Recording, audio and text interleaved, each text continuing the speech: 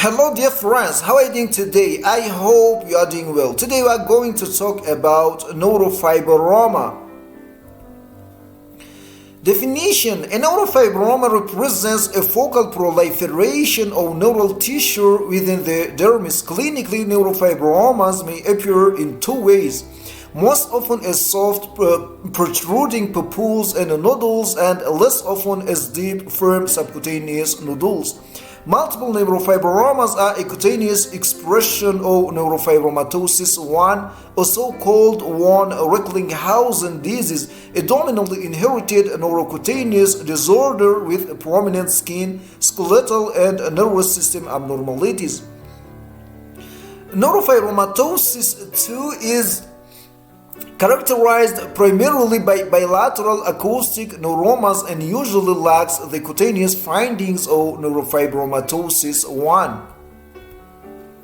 Incidence: solitary neurofibromas are infrequent and inconsequential. Neurofibromatosis 1 is one of the more common genetic disorders with an estimated birth incidence of 1 in 3,000. Key points: a soft buttonhole, papule, or nodule are characteristic of neurofibroma. Think of neurofibromatosis type 1 if there is more than one neurofibroma.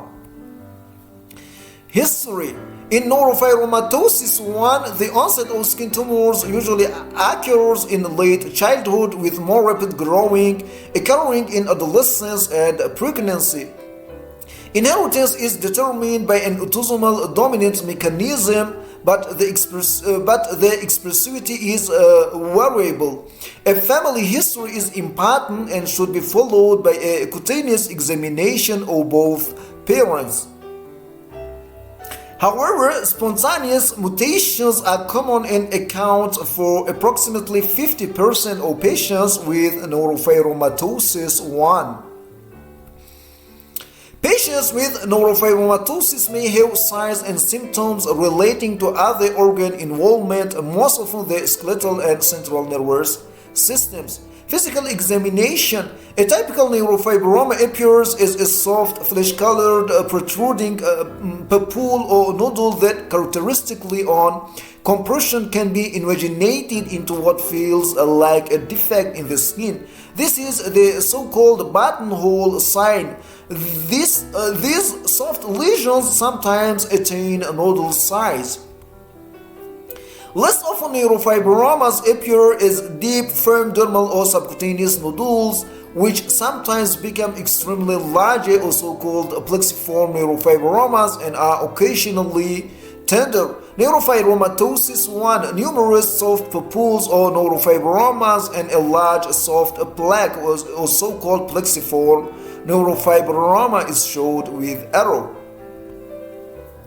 Neurofibromas in neurofibromatosis 1 are multiple, occasionally numbering in the thousands in a given patient. In the extreme case, particularly when combined with bony abnormalities, the condition can be remarkably disfiguring. Caveolate spots, which are light brown macules, are present early in life, 99% by the age of 1 year. 6 or more caveolate macules, 5 mm or larger in prepubertal individuals, and 15 mm or larger in postpubertal individuals are diagnostic. Axillary and inguinal freckling is another characteristic sign. Ophthalmologic evaluation is extremely helpful because iris hamartomas, or so-called lesion nodules, are found in 70% of affected individuals by the age of 10 years.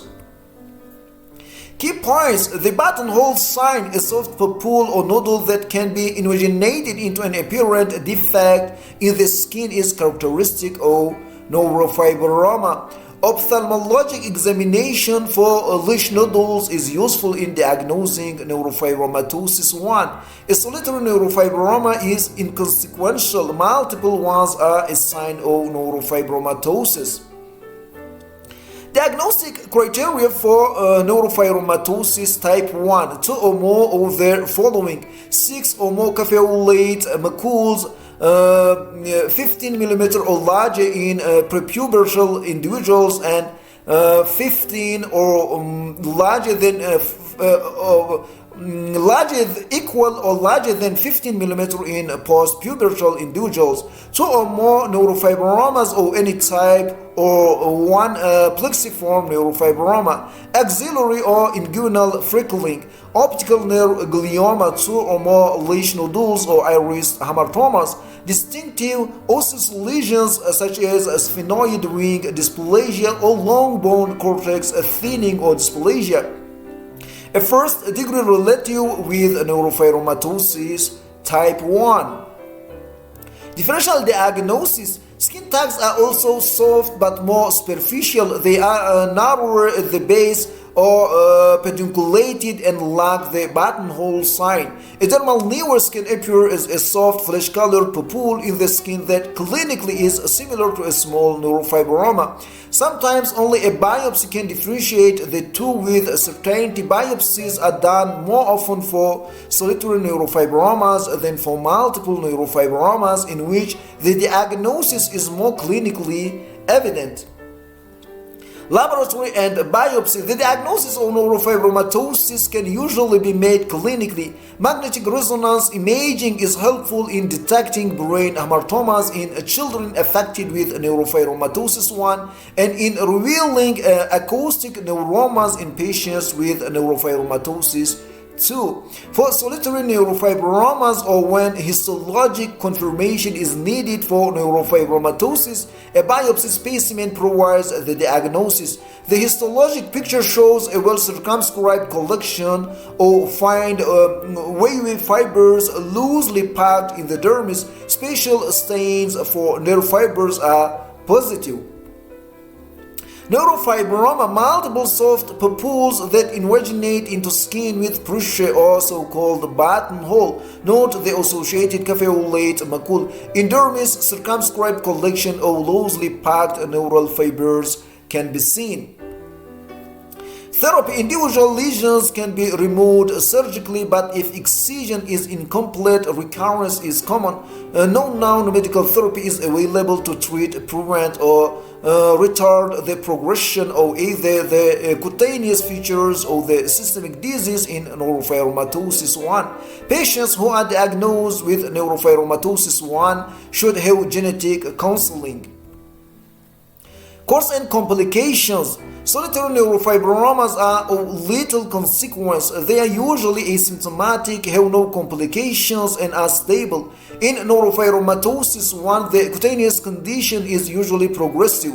Lesions continue to form and grow, sometimes to the point of resulting in marked cosmetic disfigurement.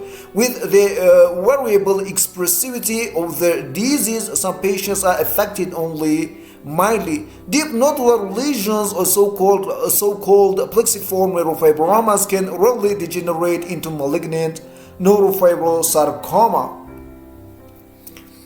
Clinical clues that this is occurring include lesion enlargement and the development of tenderness.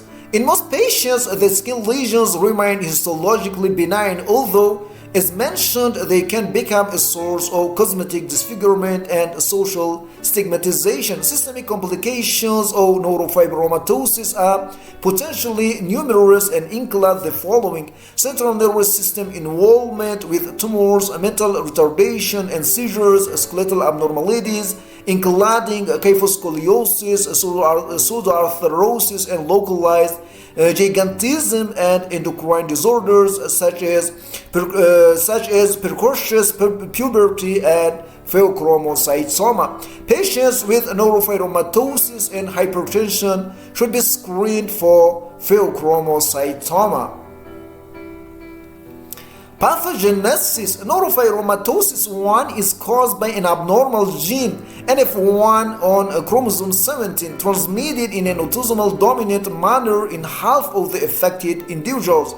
The other half have spontaneous mutations. The gene encodes for a protein named neurofibromin, which appears to possess tumor-suppressing activity. Accordingly, inherited abnormalities of this gene may lead to tumor development. Example, neurofibromas and possibly other tumors found in patients with neurofibromatosis 1. Genetic testing for NF1 mutations is complex, and a negative test does not exclude their diagnosis. Clinical case: a 32-year-old man presents with a soft, painless skin-colored nodule on his upper arm that has been slowly increasing in size over several years. The lesion is not itchy or tender. On physical examination, the nodule is soft, compressible, and can be invaginated into the skin with pressure or a buttonhole sign. The overlying skin is normal. He also has several caveolate macules on his trunk, but no neurological deficit. Which of the following is the most likely diagnosis? A. Lipoma, B. Dermatofibroma, C. Neurofibroma, D. Epidermoid cyst, and E. Schwannoma. According to our explanations, it's obvious that the correct answer is C, or neurofibroma. Explanation: neurofibroma is a benign peripheral nerve sheath tumor composed of Schwann cells, fibroblasts, and perineural cells. It presents as a soft, skin-colored or slightly violaceous papule or nodule, often asymptomatic. The buttonhole sign or lesion sinks into the skin on pressure is characteristic. May occur as a solitary lesion or as part of neurofibromatosis type 1 or NF1, which is associated with caveolate macules and multiple neurofibromas. Differential diagnosis: lipoma is a soft and mobile but located deeper in subcutaneous tissue, and no buttonhole sign is present. Dermatofibroma is a firm lesion with a dimple sign on lateral compression, and epidermoid cyst is a firm dome-shaped nodule with a central punctum, and schwannoma is usually firmer, encapsulated, and often associated with narrow pain. Okay, this was an explanation about neurofibroma. Thank you for your attention.